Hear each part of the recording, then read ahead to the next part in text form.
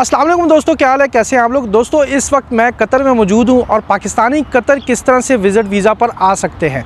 दोस्तों कतर की तरफ से पाकिस्तानियों के लिए विज़िट वीज़ा ऑन अराइवल मिलता है।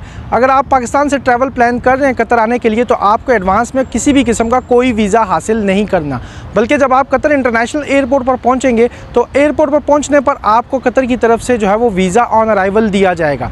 अब वीज़ा ऑन अराइवल के लिए आपके पास क्या डॉक्यूमेंट्स होने चाहिए, अगर आपके पास वो डॉक्यूमेंट्स होंगे तो आपको कतर में ऑन अराइवल वीज़ा मिलेगा। सबसे पहले दोस्तों आप लोगों ने कतर के लिए अपना ट्रैवल प्लान बुक करना है कि आप कितने दिन के लिए कतर में स्टे करेंगे। फॉर एग्जाम्पल अगर आप 10 दिन के लिए कतर आ रहे हैं, जिस तरह से मैं 10 दिन के लिए कतर आया हूँ, तो उसके लिए क्या डॉक्यूमेंट्स आपके पास होने चाहिए। दोस्तों visa on arrival Qatar international airport पे हासिल करने के लिए आपके पास डिस्कवर कतर की होटल बुकिंग होनी चाहिए।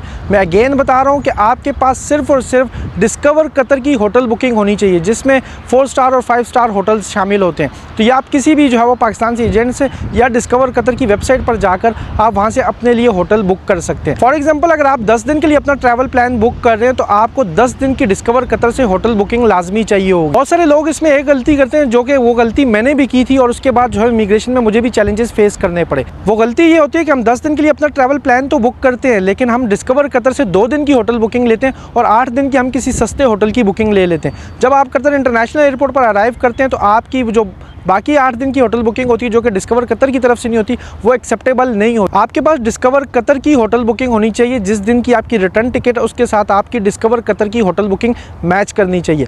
मैंने भी यही गलती की कि मैंने 2 दिन की डिस्कवर कतर की होटल बुकिंग ली थी 4 स्टार होटल में। जब मैं कतर इंटरनेशनल एयरपोर्ट पर पहुंचा तो मेरे पास 2 दिन की होटल बुकिंग थी डिस्कवर कतर की, तो मुझे उस पर एंट्री सिर्फ 2 दिन की मिल सकती थी, मुझे सिर्फ वीज़ा 2 दिन का मिल सकता था। और यहाँ पर एक चीज़ आप लोगों ने ध्यान में रखनी है, जब आप कतर इंटरनेशनल एयरपोर्ट पर पहुंचे तो आपने डायरेक्टली इमिग्रेशन में नहीं जाना, बल्कि इमिग्रेशन काउंटर से पहले आपने वहाँ पर किसी से पूछना है डिस्कवर कतर का रिसेप्शन कहाँ पर है। आपने डिस्कवर कतर के रिसेप्शन पर जाना है, जो आपके उस होटल बुकिंग होगी वो आपने वहाँ से स्टैंप करवानी है। वहाँ पर वो आपकी होटल बुकिंग को वेरीफाई करेंगे।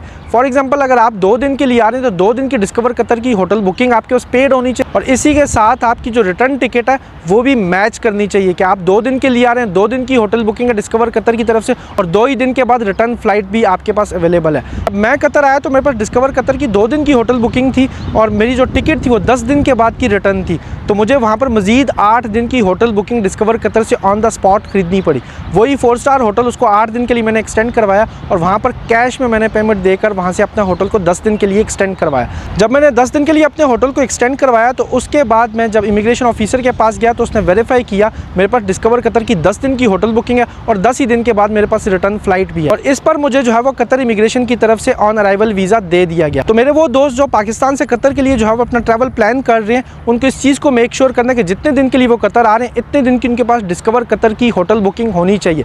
जितने दिन की डिस्कवर कतर की होटल बुकिंग होगी उसके साथ आपकी रिटर्न फ्लाइट मैच करनी चाहिए, इतने ही दिन का आपको वीज़ा यहाँ पर एयरपोर्ट पर मिलेगा। अगर आपकी रिटर्न फ्लाइट और डिस्कवर कतर की होटल बुकिंग अगर मैच नहीं होती तो आपको कतर इंटरनेशनल एयरपोर्ट पर एंट्री नहीं मिलेगी। आपको डिस्कवर कतर के फिर रिसेप्शन पर ऑन द स्पॉट बाकी दिन की होटल बुकिंग या रिजर्व करनी पड़ेगी या आपको अपनी रिटर्न फ्लाइट जो है वो चेंज करनी पड़ेगी।